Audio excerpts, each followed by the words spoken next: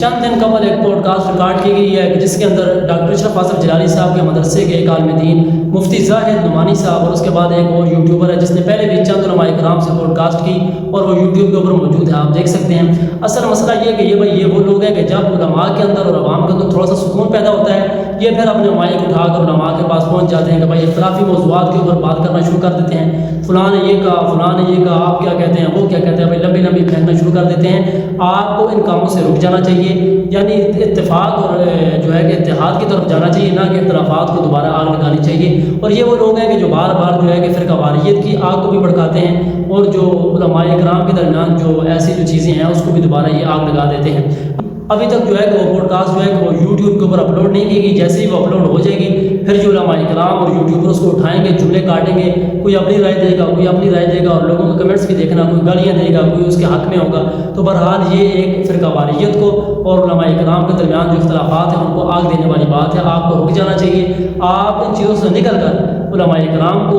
عام عوام کو اختلافات سے نکل کر بلکہ اتفاق اور اتحاد کی صورت اختیار کرنی چاہیے۔ یہ کیا کہ بھائی یہ کبھی ایک کے پاس چلا گیا، کبھی دوسرے کے پاس، اس نے یہ کہا تھا، اس نے یہ کہا تھا، بھائی چھوڑو اس نے کیا کہا تھا، آپ دین کا کام کریں۔ آپ ایسے کاموں سے رک جائیں گے جن کی وجہ سے دین اسلام کو نقصان ہو۔ آگے عوام کے اندر طرح طرح کی جو ہے کہ چیزیں آپ مشہور کر دیتے ہیں۔ آپ کو ایسے کاموں سے بچنا چاہیے، دور رہنا چاہیے اور عوام کی بھی آگے اصلاح کرنی چاہیے۔